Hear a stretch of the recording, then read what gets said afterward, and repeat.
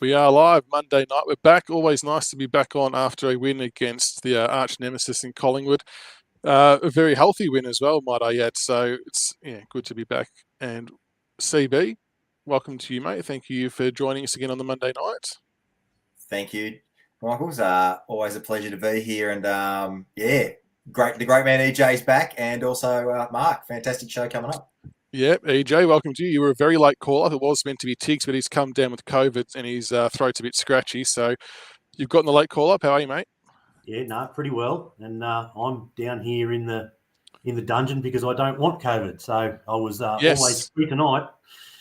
You're avoiding the rest of the household. So Can I just say on Tiggs 71, I heard a rumour, right? We know he's a pretty competitive bloke. And after all the feedback I got about not being on the show for a while, I had a bit of a break, and all the feedback about me chompers and all that shit. I'm just saying, watch out for Tiggs' teeth. Next episode, I've just heard a story. He's getting a bit of whitening in there. A bit of whitening done. Action. Yep, just saying. We'll keep an eye on that one. And obviously, as you can all see, and as we advertise, we've got Marc Dragicevic back on the show, who did join us 5 years ago in one of our very first shows to have a chat about his time at the Tigers and about the current Tigers. So welcome, Mark. How are you, mate? Good, thank you. Thanks for having me. It is a bit different, the whole setup here. I like the visuals, although it can be a bit of a comedy act for people that might not have seen, especially my mug in a while, and the greys coming through. It's probably because of the last couple of years watching the Tigers, maybe. But it's great to be here. Can't be worse than us, mate. And a big shout out to Nick for connecting with you and helping you get on the show again. So Nick, really appreciate your work there. So I think he was a player sponsor of yours, was he, back in the day? Yeah, very loyal player sponsor. We had a good relationship, myself and Nick. It's good to see him still around doing stuff like this, and good shout out to you guys as well that has this platform. It's obviously changed a bit since I was playing, but it's good to be able to engage with the fans, and I'm just a part of it now. No, it's good to know that former Tigers are still following the club closely. It's just a nice little touch. So we'll get stuck into it. Firstly, so you were drafted in the 1998 national draft as a 17-year-old, pick 55, played 48 games, kicked 25 goals. Originally from North Geelong. Leading up to you getting drafted, had many clubs spoken to you or flagged interest in picking you up? Yeah, my junior year, I actually had a decent year. That 17 year. The year before, I didn't even make the Victorian squad. I was told a few home truths. I remember a game up in the under-16s carnival for Vic Country, and got it right between the eyes like I hadn't had before. So I knuckled down over in that sort of pre-season and had a decent year. So a few clubs came and sort of, I think it was at the draft camp is when we did the whole interview process. It was like a bit of a job interview back then, where you'd have 10 minutes with each club.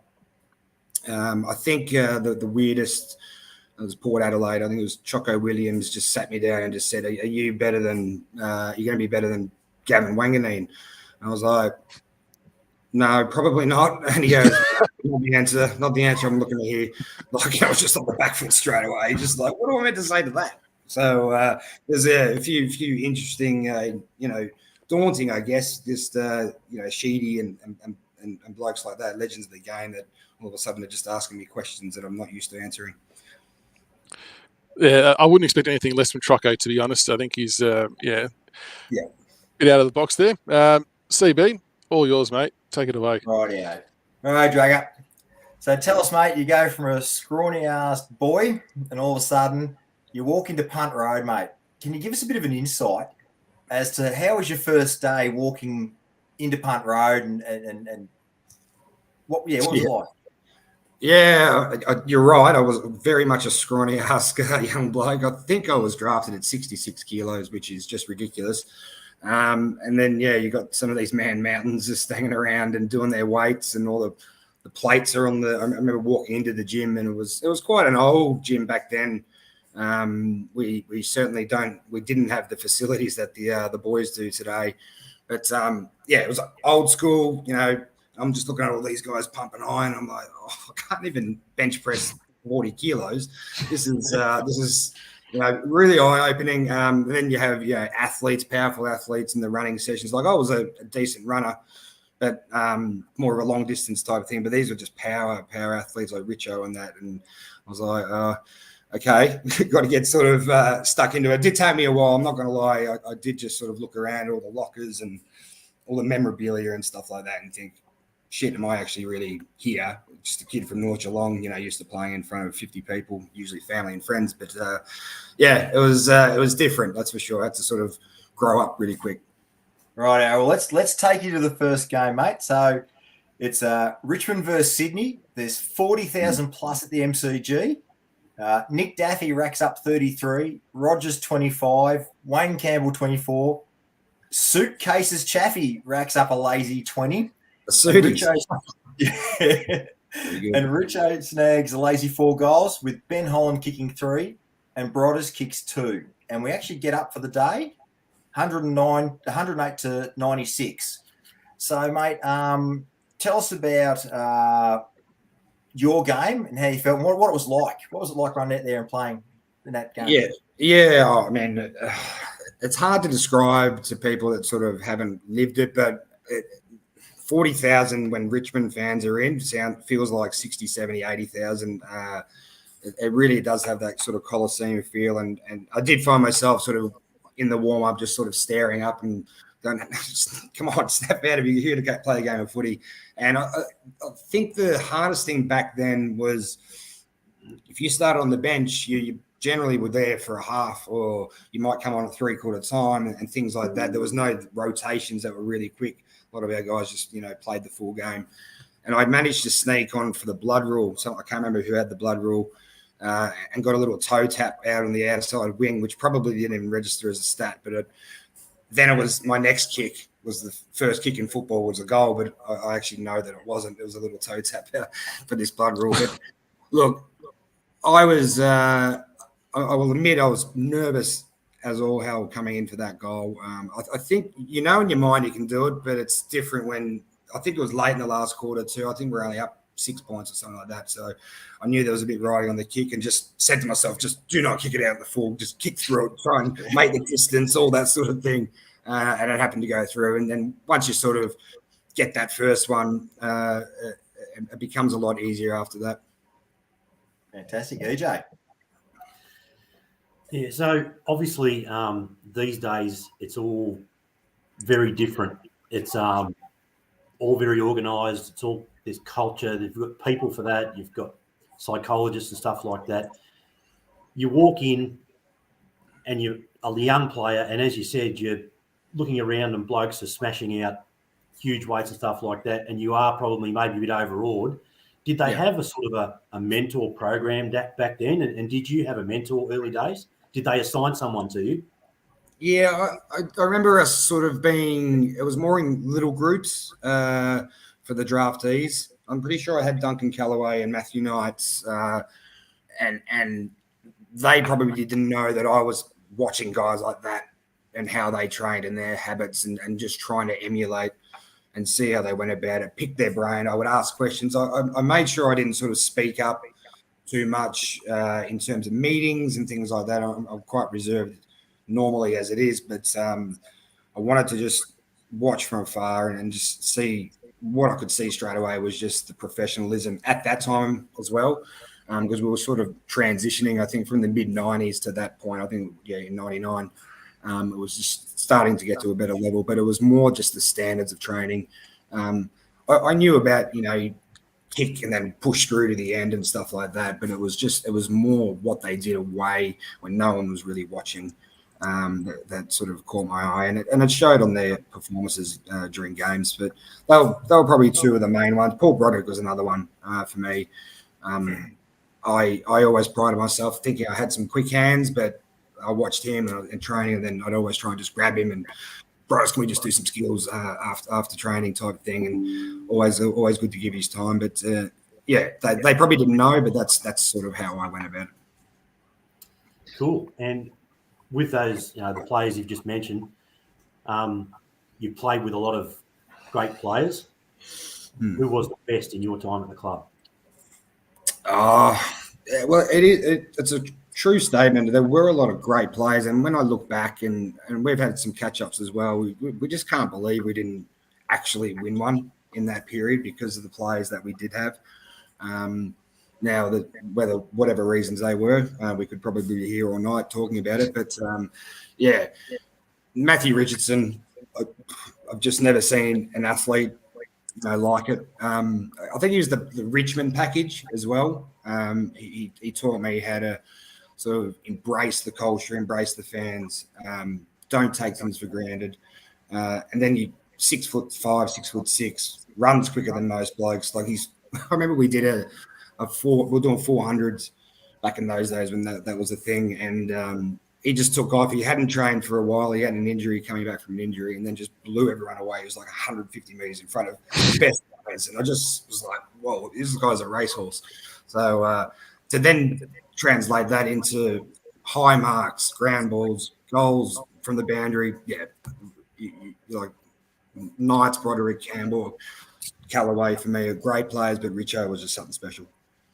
And I think, we didn't have success in that period. And I think that is sort of, he doesn't get the credit he deserves.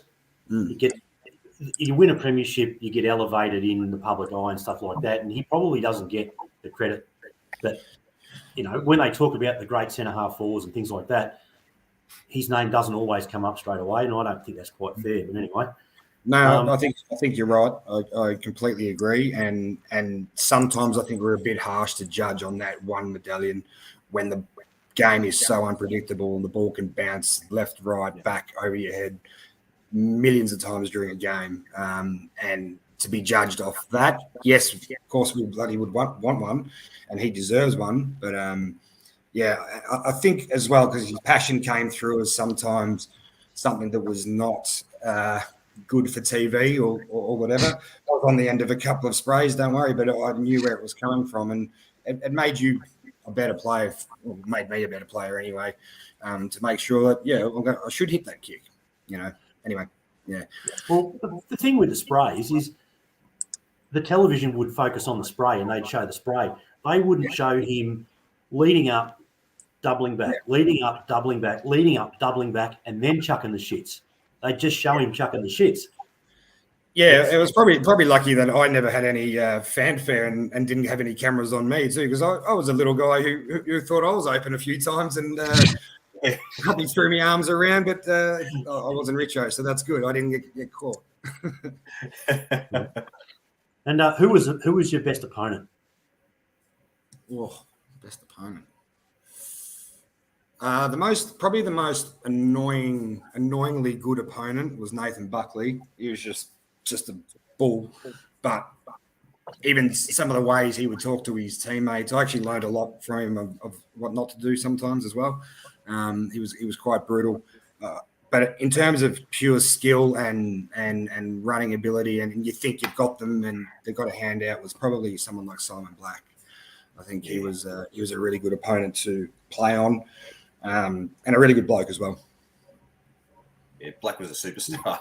Have another 10 there easily. But Black definitely springs to mind as just being just sort of that whole package. And again, he probably doesn't get as much credit as some. Yeah, and that might be the Brisbane factor as well. But if you actually look at his record, his CV, the proof's there. That's for sure. Yeah. So you're talking about the build-up of the club. So you're in 99 through Gushin and Danny Frawley comes to the club. And we're building. We get into the 2001 season and the Jets start firing up. And then, unfortunately, you cop a season-ending knee reconstruction early in 2001. Does anyone here know whose fault that actually was, if you all remember? Yeah. Maybe? Yeah, North Melbourne jumper, number 11. No. Not his. He was in a Richmond jumper. It was the bloke who kicked it to me. I give him shit about it all the time when I see him. Nick Daffy. 20 metres on my own on the wing, and he like a nice little just dart pass is needed. And no, you're all going to lob it up and put you in hospital and say, Glenn, come over and take his knee out. So I blame Daffy. Speaking of blokes who didn't mind giving his own players a spray, Nick Daffy, good player, but yeah. Oh no, we had a few of them. Don't worry. So basically, obviously it was very hard. How did you come back from that? How'd you set your mind to that? Yeah, I mean, I guess growing up, I was always told I was too small. I was like I couldn't do this, I couldn't do that. I'm not going to make it, and I just kind of always wanted to prove people wrong, if that makes sense. So I had an attitude of whenever I was told or there was a setback or something like that, you know, I'd try and make something of it. So initially, yeah, I felt sorry for myself. I never had an injury that was, you know, made me miss games. I played through sort of, you know, soft tissue osteitis pubis things, and so when this is actually forceful and you're out, it's like okay, wallow for a bit, but what are you actually going to do about it? What can you get out of this? And there was a few people I did speak to, and it was just turn this negative into a positive, and mine was to build up. And you know, I couldn't use my legs, but there's a lot of things I can do with my arms and like boxing and swimming and skills, and you know, going back to the Paul Broderick thing, I wanted to be better than Paul Broderick in close hands. So it was just little things like that, little mini goals that I would set. And like I had a book that I would write in, and if I was shitty one day, I'd just write it and then read it back, and then the next day you might have something good, and then you just reflect on that sort of on your journey. So yeah, it took a little bit, but yeah, I just wanted to sort of get better at things that I could. That's fantastic, and still lessons that can be carried through to today. Yeah, 100%. And like I've done a little bit of coaching now, and it's certainly a message that I try and relay. And it doesn't matter if it's an injury or you get it dropped or you're just not quite, you know, where you want to be. You're the only one who can actually change that. No one else can. So yeah, it's a lot about that mindset. And then, like you said, so you build yourself back up, you work on these things, and then the preseason game in 2002, you find yourself back, and then it happens again. At that point in time, mate, you know, you've just built yourself up. What were you thinking?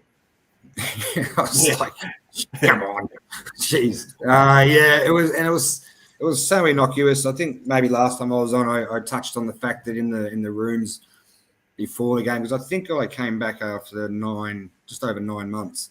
So I was sort of well ahead of schedule, and it felt strong. I played a couple of games beforehand, and just in the rooms, I was just doing some jumps, and I just landed a bit awkwardly. I was like, oh, okay, that didn't feel great. But yeah, as soon as I changed direction the first time in that game, it went down. So I might have actually just done it in the change room sort of slightly, and then finish the job off, which is a bit frustrating, not going to lie. You do have the woe is me's and, you know, why and all that, but again, what am I going to do about it? Do that for the rest of the time, or actually? So I basically completely overhauled my game. Then I put on a fair bit more muscle then in that period, and became more of an inside mid once I eventually did come back. So sadly, the Richmond journey ended in 2004. Yeah, prematurely, of course. Did you play any footy at any level after that? Yeah. So yeah, it was interesting. I trained at Essendon and St Kilda once I got delisted. I didn't actually get to meet Terry. He didn't do the hard yards himself. And I actually, a funny story, just getting off topic a bit, I went and watched because I went over to Adelaide to play for West Adelaide the next year, but Richmond came to play the Crows, and I went into the rooms and I was talking to Chrissy Newman, and Terry Wallace just happened to be there, and he introduced himself. He goes, "G'day, mate. I'm Terry. Who are you?" You absolutely dickhead. Go back in your friggin' tanning bed, mate. Anyway, so yeah, it was just how the business. It just sort of made me realise how that business was for certain people. So yeah, so to answer your question, sorry, I got a bit off topic there, was I went to West Adelaide and played in the SA NFL there for 4 years. Well, 3.5, I think it was in the end. Yeah. And Nate, you're an assistant at GWS for their AFLW team. How did that come about? Did you enjoy it? And has that led to more in that space? So in 2000, and I think it was about 13 or 12, I was asked to go and coach a side in the NEFL up in Canberra, Tuggeranong, which was a good experience. I was actually assistant coach, and then I took over halfway through. So that was a good experience to sort of see, if I had that sort of passion of development being, I never sort of saw myself as a senior player, but then I had to realize that I kind of had a bit to offer. So I did that for a year and then came back and got asked to coach the Sydney Hills Eagles in the NEFL competition for the next couple of years here. And whilst I was doing that, I was doing some work with the Giants Academy. And that's where my sort of, passion for development for junior kids, because I never had that opportunity sort of growing up. It was like you get picked for a rep team or you're not. So there's no sort of pathway. If you don't sort of make it, there's no, especially from a younger age.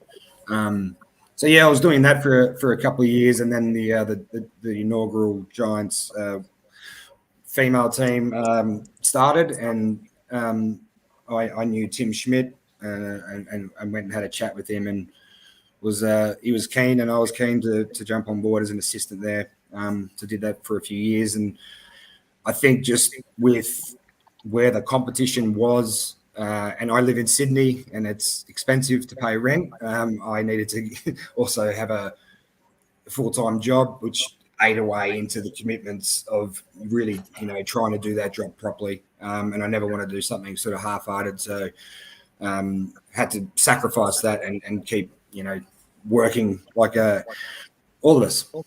So it's a bit of a shame because I really did like it, and do miss that side of things. And it's not just footy that you're handy at, Mark. We had Justin send us a message on Facebook. He said, boys, ask Dragger about the 3 games he played for Barwon Head C grade in cricket. He made 3 tons in a row using my bat, some of the cleanest hitting I've ever seen. And also his reenactment of the winning runs we scored in the grand final, the after party. Good bloke. How much of that rings a bell? Yeah, it was good fun. It's true. I was down in Geelong playing, and then I had a couple of friends that I think Big Brad Otten's actually was playing with me as well. We went down just to fill in some C grade, just the one days, of course, the 40 over games, none of this 2-day stuff and long afternoons in the field. But managed to get a few hundreds, and it was good fun. It was good fun, and the after party stuff, that sounds like me. I obviously don't remember it that well. I think he said it was 110 not out, 101 and 154 not out. So I'm assuming this is just all boundary type of material, no running between wickets. No, definitely not. It was either 6-4 or stay. Yeah. But I do remember that 101 one. It was the 29th over, and I came in and I just said to someone, I'll either get 100 here or a golden duck, and it happened to work out the other way. To be fair, the opposition probably dropped me about 6 times. Not going to lie, it was a scratchy time. Doesn't say that in the scoreboard. Doesn't say in the scoreboard. Exactly. I shouldn't have said anything. They're the best running range, though, Mark. 4s and 6s. Any dickhead can hit a single, mate. It takes skill to put it over the fence. That's all I'm saying. Absolutely. There's only a couple of centimetres of numbers on my scorecard. That's for sure. There's no 1s and 2s. Before we get on to the Tiger stuff, the last time we spoke, you were the business development manager at Winning Moves, looking after customised board games, and you're still in that role and enjoying it? Yeah, I've now moved on to the head of the custom games division, so I look after Australia and the Pacific. And if anyone's got a Richmond monopoly out there, that will be because I was the one creating that. So any sort of sporting relationships. Now we've done ones with Hawthorn, and we've done Port Adelaide Guess Who's, and and things like that. So it's pretty cool. It's different. But yeah, I get to, go into these elite, environments, and then combine a board game that's been around for 80 odd years and put their faces that replace the property squares, which is pretty unique. I don't think a Port Adelaide fan has solved a Guess Who yet, have they? Some of the mugs that have been drawn on there, it's pretty hard too, trust me. I've got an idea for a Carlton Monopoly board game. What it is, every single piece is you received a brown paper bag and just go to jail. That's the whole board. It'd be the easiest one to create, wouldn't it? Gosh, we can get on to Collingwood as well. Oh, yeah, a lot of fun with that. Yeah. Just imagine the Essendon one, mate. That'd be a bit prickly. Yeah, that's got one. A little boost in the community chest and chance cards there. Sells itself. Absolutely. You'll sell out from not even from Essendon or that team supporters. It'll be everyone else gifting it to their mates who follow them, just saying, there you go. One of these. And you still follow the Tigers pretty closely, even being in Sydney? Oh, there it is. Yeah, Tiger scarf. Very good. Absolutely. No, I'm a pest because obviously I'm living in Sydney and it's not a huge AFL up here, so I do get a bit rowdy and like a true fan. So a lot of the time I just get banished, to be fair, to the spare room or the lounge room to watch on my own. I do feel bad for my partner. She's Irish as well, and she's just learning. She's just been learning about footy, and she's learning it the passionate way. That's for sure. So most of our weekends during the year revolve around the schedule, unfortunately. Slightly off topic, but do you find it hard to try and explain the rules of the game to her these days with how much everything's changing compared to when you were playing? I get asked questions. I find hard to answer the questions. It's, oh my gosh, there's so many rules and, it is difficult. Lucky enough, her boss is a Richmond coterie member, and we have gone and watched the games from nice and high above a few times when they come to Sydney, and she does find it a lot easier to follow when it's live as opposed to on TV when it just looks like a bunch of blokes running around and seagulls after each type thing. But just the basics: the goals, marks, kicks, points. That's enough. That's enough. Yeah. If Richmond win, I'm happy. If they don't, I'm not. So sounds like most of our households as well. Question for mate. Notice, Mark. Sorry. Yeah. What do you think of the current state of the game with these rule changes, like stand and all this? If you can't answer it, I understand. You can plead the fifth. But how are you finding it as a viewer watching the game now? No, I can definitely answer it. I don't have any allegiances anywhere. As it just sounds ridiculous, like stand. I like the concept. It's now. It was always going to be hard to police. When guys are constantly want to be on the move, and to be fair, the players have done really, really well. You do see the odd mistake, when they start backing back, and is that a 50? We don't know if that's a 50. I just hope that we're on the right end of it most of the time. But I find this year the state of the game, the 6-6-6 has been great. I know we only get a brief moment of one-on-one, but it's enough to obviously generate some scores and put the onus back on midfields to, you can really break a game open from that part of the ground now. Whereas, that two behind the play sometimes will just clog it up, and your first instinct out of the middle is to go sideways because of that. Little thing. I don't mind the stand. It does allow for the person to play on and get an extra 10, 15 metres, which can clear a zone. But, players are pretty smart at adapting to these rules and whatnot. But early in the season and even the last few weeks, we've seen some pretty big scores, and that's kind of what I like. I don't mind if a game is 15 goals to 17. It's still defensive in its own way, but we can generate scores a lot quicker. One more that kind of links in. You spoke about some of your teammates giving sprays. How would they have gone with the new descent rule if that was in back when you were playing? Sorry, I was just reading this question here. With the raising the arms, the umpire descent. How would have you and your teammates gone back in the day with that one? Well, Richo would have been on negative 60 Supercoach points before half time. That's for sure. We just spoke about his arm raising. Can you get descent to your own teammates? Yeah, I reckon you can. I wouldn't be shocked if you could. Yeah, I was a fiery little bugger. I would have taken me a while to get used to it. And it was, again, no disrespect to the umpires. It's just sort of in the heat of the moment. Most of the time you're angry at yourself and you know you've slipped high or something like that. So you're just on the and they just happen to have blown the whistle, which turns your attention to them, but you're not really directing it at the umpire itself themselves. Yeah, I would have found it tough. I'm not going to lie. I threw a mouth guard every now and then. Is that dissent as well? Throw the mouth guard? I think anything these days isn't. Shane, this is a good point. Richo would have given the first 150-metre penalty. That's a very good point. I'd like to know what. It's quite possible with Richo, we could have had like a free kick paid out in Punt Road. They could have just kept paying the 50s. Absolutely. I'd love to see the umpire's face. Remember when he was at the bottom of the pack and he was going off? Then the old gives the bird. All right, we'll get stuck into the Pies games. While we're doing the review of the Pies games, listeners, make sure you do bank up some questions. We'll open up the chat later on for Mark to answer some of your questions. But Richmond defeated Collingwood on the weekend 17-11, 113. Defeated Collingwood 12-14, 86 by 27 points, although it did feel like we're in control for vast majorities of that game. Lynch kicked 6. Bolton, Martin, Reebok all with 2 each. Castagna, Cochin, Lambert, Pickett and Soldo with 1 each. CB, very dominating performance. What did you make of the game? Mate, actually, I think Craig McRae summed it up the best. And he basically said it's like being on your first 8 dates and Richmond's like married with 3 kids. It really did look like boys to men out there in a lot of cases. We never really looked genuinely threatened. We looked like we were always in control. And we probably should have won by a bit more, if I'm honest. But I just think it was boys versus men out there, and we showed they were up and about, and then they ran into the real deal on Saturday. And life is almost so much better when you beat the Skunks. Almost so much better. EJ, what are your views on the game?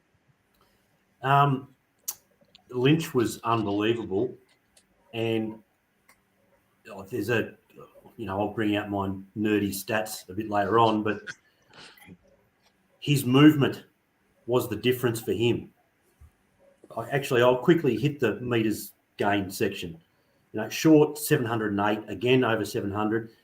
Graham was second, 485. Bolter, 440. Lynch was number 5 at 426 metres gained. He was working up to the halfway line, working back. If he moves, the rest of the forward line moves. We're not static. The previous weeks he's standing there with his arm up saying, put it on my head, put it on my head. He's moving. He creates movement in other parts. We looked much more dynamic because he was dynamic. Yep. Can't complain about that. No, Lynchy was very good. We said it a few weeks ago that once he's on his bike and moving, that we become a whole better team. And it's I'm not sure if you hear much of the media up there, Mark, about Lynch, but there was a lot of speculation that he was overpaid and wasn't worth it, and that we got it wrong. And then, a few games later, he's kicked 6 goals and he kicked 5 the week before, and he's leading the Coleman. Yeah, so, I reckon when we last spoke, I think was it 2017. I think it was. It was. Yeah. You asked me what's one player in the competition you think we should go and get, and I said Tom Lynch, and we did go and get him. And the problem is when standards are set so high early on, and a guy who's 202, I think, centimeters, when they're slightly injured, it shows. It shows on the field, and the game is so quick and so dynamic that if you're slightly off with the feeling in your body, you can't perform where you want because your mind says, if I do that, I'm going to maybe niggle. I'm going to have a niggle. I'm going to get an injury. So I think what we're finding this year is he's free. Like you can just see, and might not have got the results sort of early on, but yeah, when he's up on the wing early on in the game, okay, hang on, we're on here because he might not get the ball, he might contest the ball, but Jack doesn't need to do that every single time. They can. And I think the biggest change what we've had in the last sort of couple of weeks and even early in the year, I think people forget that we should have won some of those early games. We were 26, 28 points up and just got, overrun by a couple of quarters of footy. So the structure of the side at the moment, I think, is very well balanced. I think it's correct. Short going into the middle is a great move, and I think they should keep it. And what I was going to be worried about, I thought because of his style off the back line and reading the play, that he might not be aware of his opponent, but he's very much aware of his opponent. And as you said before, he gained over 700 metres. We didn't have that. We didn't have that 60-metre player, that 65-metre player that can also go back the other way. And, you know, Jack Graham busts his ass all the time. But I think if you look at our sort of from afar, so Lambert's come in, Martin's obviously come back in. Rioli Jr. for me is one that doesn't need, he's going to be like Cyril, he doesn't need 25 touches. He needs 10 to 15, but 8 score involvements or something like that. He's already leading our tackles inside 50. It's just little spot fires that we've just been able to put out with Bolter, Baker. Again, Baker doesn't have to get a huge amount. His pressure acts are through the roof.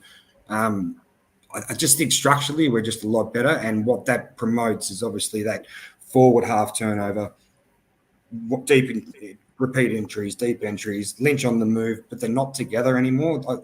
I know when we're sort of struggling, they're flying together, but you noticed on the weekend, and even West Coast, don't get me wrong, West Coast is struggling, but they still had a fair few senior players in that team.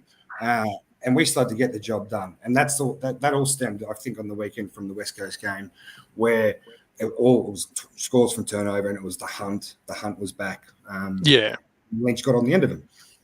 And what I liked, and we said last week with the West Coast game, occasionally we'd be prone to blowing or dropping that margin to a 30-point win instead of pushing on with it. But it was good to see them force good habits for that whole game, which I think carried over to the Pies game, which was nice. But Rioli Jr., EJ, just a little sneaky basketball bounce on the boundary line under a bit of pressure, then hit Lynch up in the square. When I watched it, like I said to you, Blakes, I watched the game at about 10 o'clock at night. I had to rewind it 3 or 4 times to make sure what I saw was in fact accurate. But he's had a pretty solid 2 games, and like Mark said, he's not going to need to get a hell of a lot of the ball, but we've been lacking inside 50 tackles for the best part of the start of the year, and now it feels like it's back. Yeah, and I saw on Twitter today someone put up the footage, his draft footage of highlights from when he was playing up north, and he's done that basketball move before. He's actually done it before, right? So it's not a fluke, right? But we're talking about that pressure, that forward pressure. His chasing is elite. He is not going to be seen or heard until the last minute, much like Cyril. And excuse me, that is going to cause self-doubt and panic in defenders' heads. They will make decisions that they normally won't make because where's Morris? Where is he? So they will change what they're doing. Excuse me, I'm going to lose it here. That was evident in the West Coast game too, with he and Stacky. The pressure they were creating was causing a shanked kick outside 50, and we'd get the repeat 450 entry, and it's another scoring opportunity. And it's what we based our game on from 2017, 18, 19, and it kind of fell away a little bit last year, but we got it back, CB. But what about Daniel Rioli down the other end of the ground, who I think we can all safely say has found his role? Well, again, a wonderful replacement for Basher Hooley. It's just one in, one out, and it's just remarkable to watch this guy's skill level and speed and poise off that half back line. Like that's his spot, isn't it? Like that is his spot, half back line, and he'd actually. Do you reckon? And the audience can answer this as well. How close would he be to leading our BNF right now? Because his year is right up there with what he's providing, with the drive, energy, and what he's doing. He'd be, and our BNF's a little bit different. It's not just, there's a lot of things that go into it. I reckon he'd be doing a lot of Richmond man type stuff, and he'd be right up there. Yeah, he'd be up there. Pickett would be up there as well from the games he's played early on in the year. I think Bolton will be up there too. Speaking of which, have you seen a cleaner player when the ball's on the deck Like the amount of scrub kicks that went Bolton's way, and you're like, oh shit, this could be a 50-50 contest. Just scoops it up first time and explodes away. He's putting together a nice block of games here. Yeah, and you talk about the best and fairest, he'd be up there as well early on. You're right. He made the ball look dry on the weekend, and it's not just picking it up cleanly. It is that first 2 steps. I don't think I've ever seen anyone with a quicker first couple of steps, but he's already changing direction as well. Like, I don't know how he's. I'm a guy who's got bad knees, and I watch him do it every single time. Like, oh God, how does he do this? He must be made of, I don't know, cement ligaments. But it's so good to watch. And again, he's another that doesn't need to get 30, but he has elevated his game to that sort of 20-plus possession. I think he's kicked 16 goals, which goes underrated, I think, as well. And then when you have the likes of Rioli, who's kicking the ball at 88%, averaging 20 touches, that's what you need out of your back line. Again, it's just clean. That's a phenomenal stat, like to have that high of a kicking efficiency when generally most of his possessions are kicks. But yeah, Bolton's he's one you'd go and pay and watch every week for sure. I'll give you this stat too, Mark, on top of what you said. Bolton is currently equal 8th in the league for total centre clearances with 25. He's actually equal with Patrick Cripps. So that's how well he's actually going. Yeah, and it's one thing that I always look at the screen and I'm like, why isn't Bolton in there? And then you do look at the clearances and there's something like 36 clearances for the year or something like that. And that's from a guy who he probably gets most of them, you think, from the stoppages out in the wings and the forwards, but it's actually in the centre. And he doesn't go in there very often, but when he's in there, he generally gets the ball out. Now with this 666, it suits someone like him perfectly. And I think Nank and Soldo were, way too big for the ruckman on the weekend. I think we, tripled their hit-outs. And when you've got that confidence in your ruckman, I used to be a midfield coach, and if we had a good ruckman, it'd be just get that forward hit. It demoralises opposition midfields if you can get a couple out the front. Speaking of that, I just have some stats on the ruck. So you're right. So the hit-outs at 49-16, we brutalised the young kid who was rucking for the Pies. Nankervis with 23 disposals, 33 hit-outs, 5 tackles, 3 clearances, 9 contested possessions, 4 score involvements. And he's currently, in total hit-outs, he's actually 4th in the league for total hit-outs at 210. He's actually flying this year. He's having a good year. I think the most impressive stat for Nank is, because we know we're going to get all that from him, he's generally now top 3 tacklers on the ground. And he hurts when he tackles. Oh God, yeah, you feel it through the TV. But to have your big man, follow up and do that sort of work, it makes you around you go, hang on, right, if the big guy can do it, why can't I do it? I need to be hunting as well.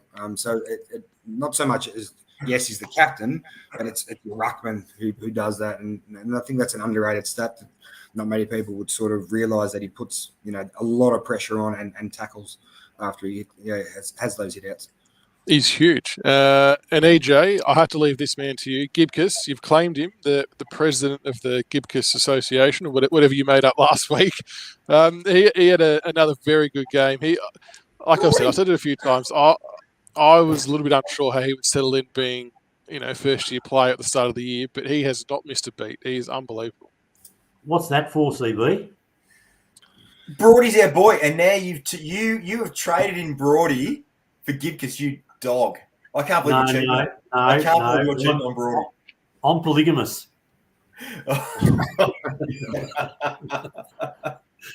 Look, he just doesn't look like a first-year player. He is so self-assured, and when he does get beaten, he is filthy. So he's got the competitive streak in him. Look, I have to control myself when I talk about him because I get a little bit overexcited. I cannot believe he still hasn't been nominated for the Rising Star. It's a disgrace. It's an outrage. He will be before the year's out. There's no doubt. It's a conspiracy. No, Brad Johnson's a wanker. Just say it, Mark. Brad Johnson is trash. Is it Brad Johnson who picks it? Is it him, is it? Yeah, and he he admits to not watching Richmond games. He did admit that. I do. Smiling assassin probably says it with a smile too. Oh, I remember when the draft was on and I was watching and they were umming and ahhing about the midfielders around that pick. And I was like, no, you've got to pick this kid because it's something special about him. So I'm so glad that they did. You just don't find guys that can jump, reach. It's almost Dustin Fletcher back in my era type of a frame. And you're right, at 18 years old, when you're that competitive, you don't have to teach that stuff. The rest of the structures, that'll come when you've got that competitive edge. And there's not a lot of him, but you wouldn't know it watching it. So yeah, I'm with you on that, EJ. And that was my concern, was how sort of slight he is in terms of build, just compared to the key forwards these days. But I think with the support act of Bolter, Grimes, Broad when he's down there as well, that it kind of doesn't get exposed as much, which is good. But ACB, you wanted to mention Bolter as well. Well, don't forget, at the start of the season, CB didn't want Gibgis to play. Let's get that on the record. Hey. I believe in earning your stripes. Come on. You know what? I'll happily eat humble pie on Gibcus and also Morris Rowley Jr. So I'll happily have the viewers smash me on those two. Unbelievable inclusions. So could not be happier. And as Mark said, but the balance we've got now through the team, moving Bolter behind the ball, it's working. You can see it, synergies there on the field.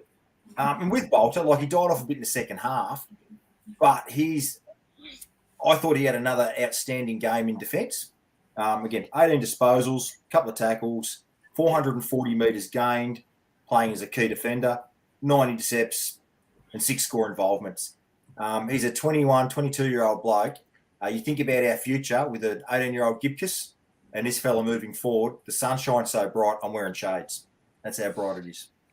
He was good. And, like, you look at, you compare the key backs and what Darcy's more output was like. I know Lynch was probably far greater player than what Bolter was playing on, but I liked Bolter forward, but he's so settled and he shores us up so much down back that I don't think we can move him away from there. I think he just has to stay there. I think we all had the I like him forward mentality as well, and hoping it would sort of pay off. But when you watched him last year, when he was down back, and then as soon as he went back, there's something rare about a talent like an athlete that can read the play down back. It's a harder beast up forward. There's a lot more things that you've got to sort of learn. But if you can have the ball coming at you and you've got that athleticism and that competitive edge and that strength, that is just rare. It's very rare. I know we had it with Rance, but I think Bolter's even a little bit. To be fair, it does remind me a little of Rance in terms of, when Rance first started, he would just boom the ball out of 50 and you'd go, how did he get a fist to that? And how did he take that mark? And it was always the skill that you'd worried about, that kick out of defensive 50 early on, and he shored that up, and I'm no doubt Bolter will as well.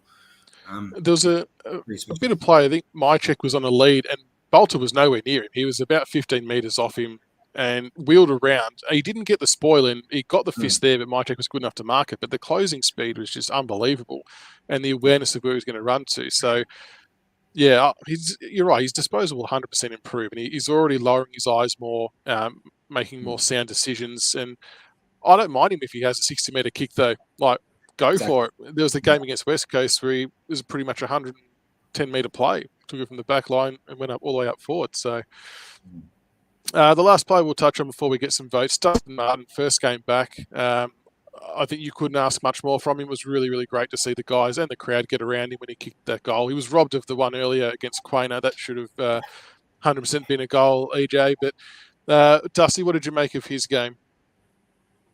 Yeah, look, it was solid. It took him a little while to warm into it, but much like some of the others we talked about, like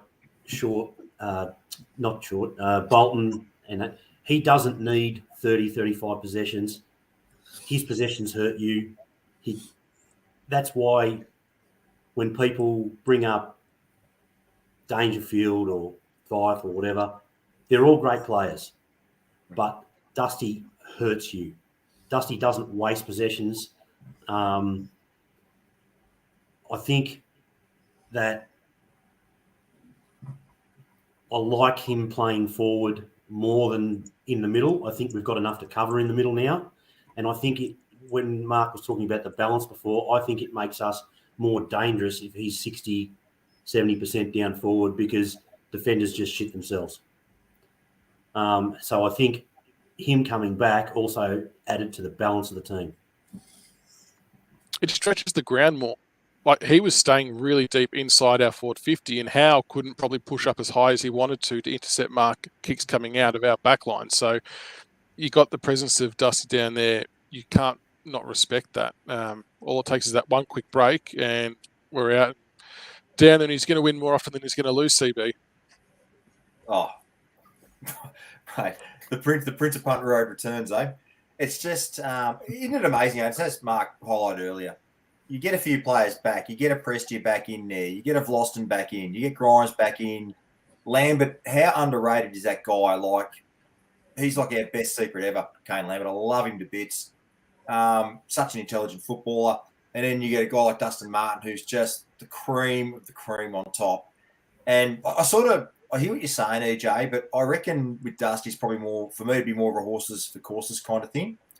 I think he could be a bit like Lee Matthews and finish, as always, the borderline key forward at the end of his career. But I still think he's still got a lot to offer in the midfield right now with that group coming through. But mate, what can you say? He's our finals goat. He's a superstar. He's a superstar. Yeah. Anything to add there, Marky? He's a pretty special player. Yeah, I mean, you realise that when he was not there the last half of last year, and then you know the 7 weeks that he was away, and you feel it. Like, there's not many players that leave a chunk out of a team. Like, you can usually just cover it a bit here and there, but it just leaves a chunk out of your team. Clearly, morale as well is a good thing. We saw all the boys get around him. So I think players like that make you just walk that little bit taller when they're on your team. 23 touches. I mean, yeah, you might say he was a little rusty, but geez, it's pretty bloody good. If that's a rusty game, well, yeah, look out. You know, if you could just string a few together.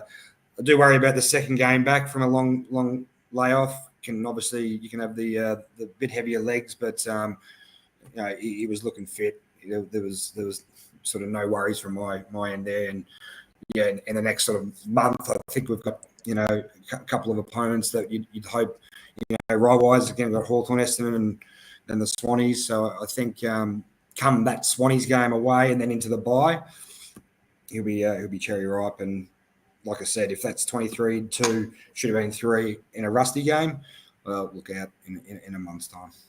Absolutely. And we've got a reminder too. We got to see the real Dusty versus the Kmart Dusty on the weekend, and we know who played better there. Yeah, was keeping an eye on Twitter for those comments. Didn't see too many. Kmart Dusty. All right, we'll get your 3, 2, 1s before we move on. EJ, who'd you go for your 3, 2, and 1? Jack Graham, 3 for me. 39 pressure acts. It's huge. Right, the next best on our team was 21. His meters gained, and his 2-way running, like his repeat sprint efforts on the weekend were just enormous. So sadly, when you kick that many goals, you only get the 2 Lynch. But again, that meters gain backs up the fact that his movement and getting up halfway and doubling back, that's fantastic. And the unheralded in a lot of areas short is mine. I did a deep dive on him this afternoon, and he's having some sort of season. I like it. CB, who'd you go for your votes? Mate, Jack Graham for the obvious reasons. Tom Lynch stiff again to miss out in 3 votes, kicking 6. So I've got Lynchy for the 2. And I actually had Cochin for my 1. Because then Cochin with 29 disposals, 4 clearances, 10 contested possessions, 708 metres gained. fabulous game by our ex-skipper. And I'll just say that for me, Noel Bolter and Kitchen didn't have 708 metres. I'm just going off the stats they've given me here on the sheet. Oh, sorry. That was Jaden Short. I'm flying. Unheralded. No, I gave one to Cochin. Thought he played a fantastic game. Shorty and Noel Bolter, very stiff. Honourable mentions. Yeah, fair enough. Mark, who was your 3-2-1? It's a good performance when, especially the one is very hard to choose. It means you've had a really good team balance. And I could have gone to Nankervis, could have gone to Bolton. I went with, it could have gone to Short, but I went with Cochin. I thought Trent was, again, that was probably his best game for a while in terms of the overall package. The possessions were up, but the clearance was up, the meters to gain up, which made you powering through contest. Graham for me too. Brilliant game. He's just unfortunate. I thought that was Wayne Carey like what I saw in the first half, and the end sort of disposals of 25-11 and was sort of the Gary Ablett senior type numbers. Tom Lynch for me was the best man on the ground, and when the game was there to win, he was the Yeah, it was the difference in the first half. And I got the votes from Tiggs to make up the fourth. So he gave 3 Lynch, 2 Cotton, and 1 for Dustin Martin. But I think there's quite a few players that could have fitted in any of those votes. Like you said, it's a good performance when you're trying to squeeze in 7 or 8 into 3, which is good. All right, CB, we'll move on to it's the Richmond Hawthorn game coming up, 8th versus 12th. It's I know we say it often, but it's another must-win game to stay intact or in the 8 as part of our block of 4 games. Like we know, it does identify blocks of 4, and this is 100% one that is in that block that we need to get a win. So the Hawks are coming off a loss against Essendon. They looked pretty in control of that game, and they just bottled it pretty much in the last quarter. We'll start off with the ins and outs. I mean, Mansell's obviously copped his week for the touching of Ginnivan in the foot after the siren. I think logic says Vlauston straight back in. But then if Prestia comes back in, this is where I was having a little bit of an issue trying to work out who comes out and how it all works. So I think everyone agrees it's just going to be Vlauston and Prestia. They're the 2 coming in, right? I think that's a lay down misère. Obviously, Mansell out because he did us a public service by letting another young man know that AFL football is a pretty tough game at times. I've actually, Stacky is our sub, so I've got Stack out, but I don't know who will go as the sub out of the 22. I'm thinking, I was thinking Mark Pick, but he's having like a career best year. But he's our most, that sub to me has got to be versatile. It's got to be someone who can play forward, back, with that utility type. And Pickett's probably our best utility. So I don't know. I mean, everyone's probably going to be screaming for George Castagna to be out, and I don't know. But I'll leave that to better minds than me to work out who that other out is at Clubland. I've got Mansell out, but I couldn't, and Stack out, but I couldn't tell you who's going to be the sub. Who the sub's going to be. Yeah. EJ, ins and outs, and how do we go about winning this game? No, that's ins and outs are pretty easy. Well, the ins are pretty easy. I don't know who should come out. I'm not going to sack Castagna. I'll leave that to other people. I know he polarises people, but I think balance-wise, I think we're better if he's there. How are we going to win the game? I think we're going to win the game on turnover. We've got that part of our game back in the last couple of weeks. We're historically not always super strong in the middle. I think our defence now, with Bolter going back and all that, our structures are good. I think we'll create turnovers and then bring ball back to our forward 50. That's where I think we'll have a strong advantage over Hawthorn, and I actually don't see this as a danger game.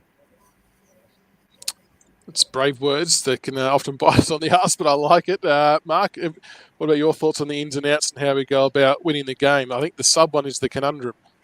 Yeah, I mean, I completely agree with Prestia and Vlauston in. Obviously, Mansell's out. I would give George a rest. I just think Morris Jr. has shown what we've been lacking in that forward 50 in terms of pressure.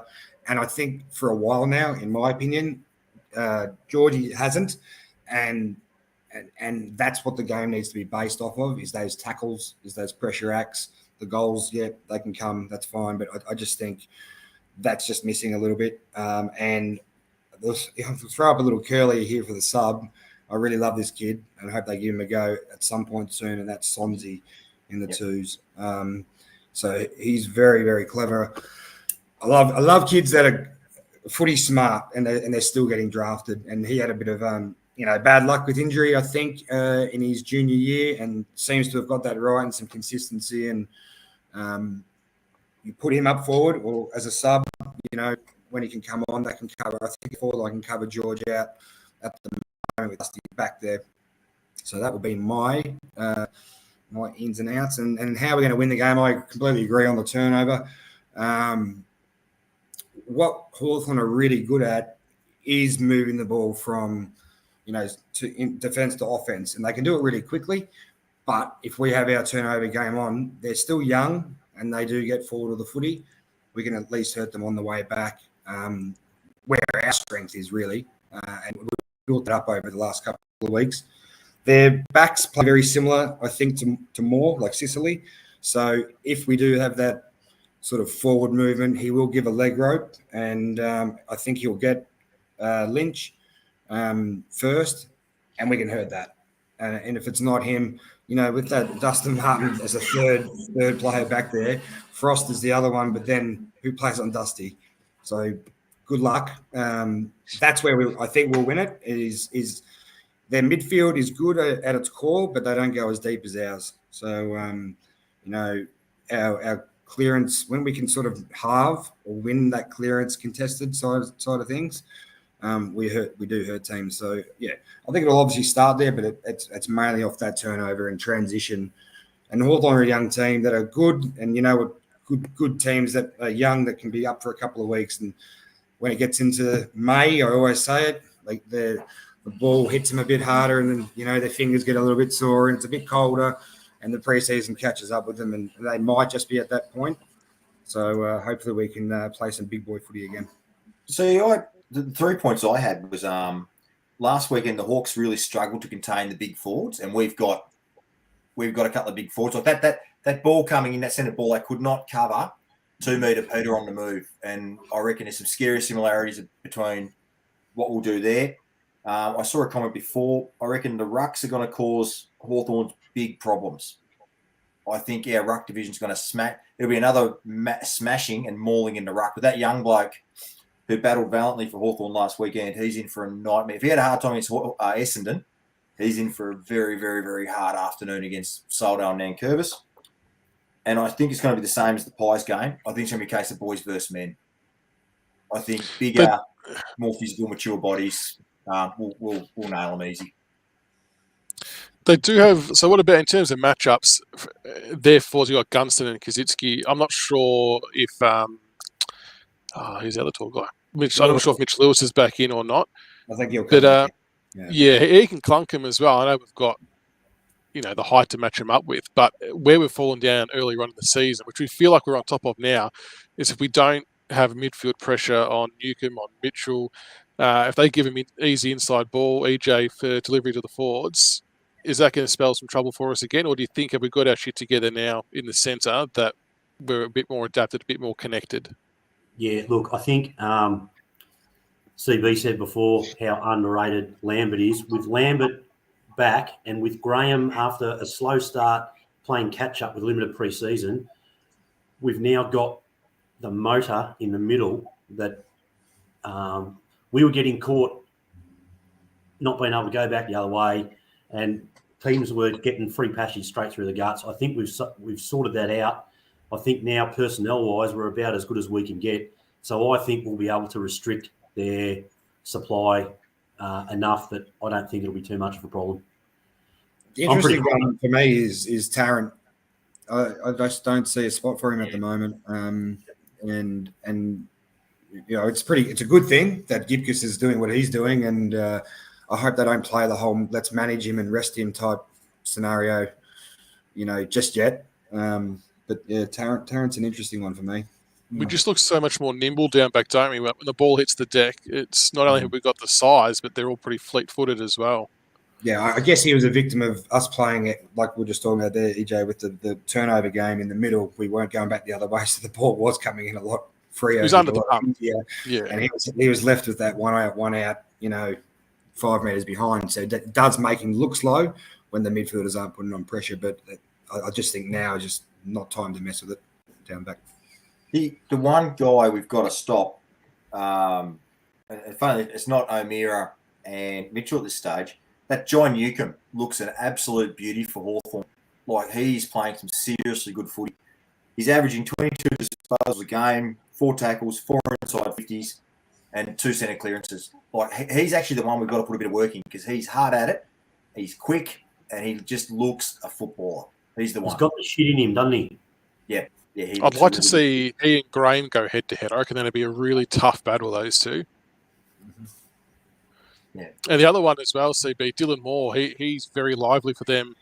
Quite often over the last few weeks, he's been kicking their first 2 or 3 goals of the game just through sheer work rate and getting in the right spots.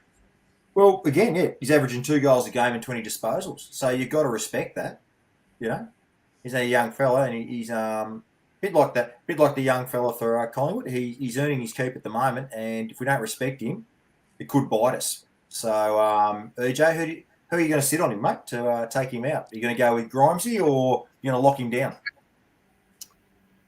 I was looking at that. I think we're going to play quite a flexible back line this week. I think the matchups will change quite a bit.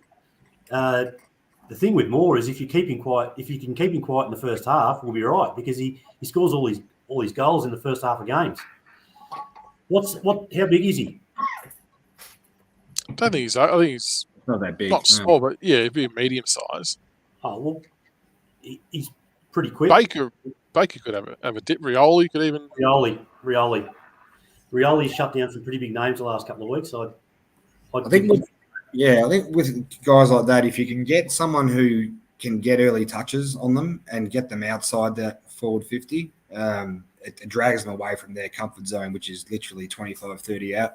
So I'd have Rioli on him to start. If he gets on top, you've got Baker there to switch over, but try and hurt him the other way. So you think it may be Baker on Bruce? Because he's a very dangerous forward. Yeah, I reckon Baker would annoy the shit out of Bruce. Bruce doesn't want that at his age. But it's good flexibility to be able to switch them both around if needed. So yeah, I mean Grimes can play on Bruce as well. He can play on he's anyone. incredible athlete. All right, we'll get a quick tip before we wrap it up. We might, if anyone's got any questions for Mark before we go as well, we'll get a few in quickly. But we'll get a tip. EJ, who's going to win and what's the margin? Tigers by 37. I like it. CB. Jeez, I hate these guys that sit on the fence. Mate, I'm going 46 points.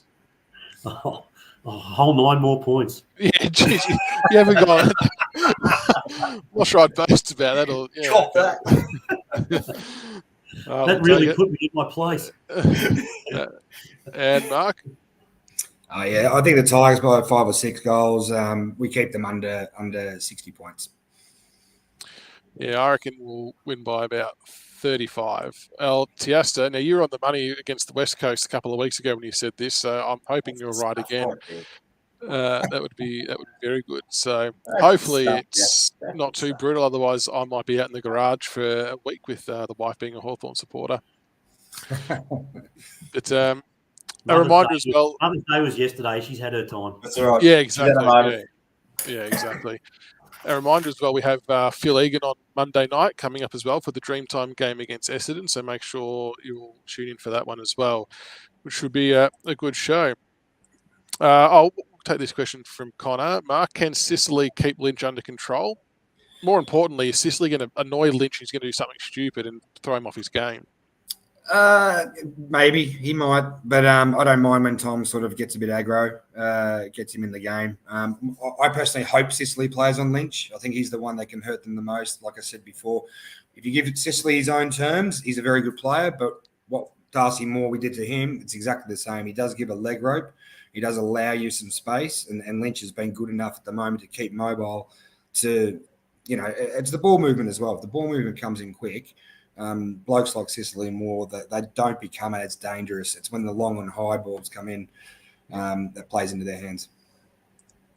Paul reckons you should take the beard off and you look 25. Borgo. I agree. I just thought I'd just give the real me for tonight for everyone. So I'll shave it tomorrow for work. I used to play tennis with Borgo. Oh, did you? Okay. Yeah. And Nick, very, very much the case. Mark is welcome back on any time he wishes to do so. It's been fantastic having you on, mate. Thank you so much for your insights tonight. Far greater knowledge than us three stooges who were just yelling crap from the bleachers. So not at all. Not at all. I was impressed with you three. You've you said things before I was thinking them, so it's very good. It got a lot of knowledge in the Tiger faithful, that's for sure. very good. Well, EJ, thanks for coming on at such late notice, mate, and enjoy being locked away for another week. Hopefully the family's going all right and it avoids you. But it's another don't weekend. Another weekend of watching football and drinking beer and not being interrupted. I mean, you can't get in trouble for it. That's a win. There's upsides to COVID with lockdown. There's upsides. So thanks again, Mark, and thank you again to you, Nick, for organising this for us. Much appreciated, mate. Like I said, we've got Phil Egan on Monday night, and Mark, you are more than welcome back anytime. We might do another one later on in the year where viewers can ask a few more questions, because I know we did have a few games to talk about. But thanks for coming on, mate. Really appreciate it, and hopefully we're back on next week after another win and the Tigers cemented in the 8, which would be nice. So until Monday night, go Tigers. If we win again. Well, you got to be. You can't be too arrogant, CB. Not this. They're in the pocket, mate. They're in the pocket.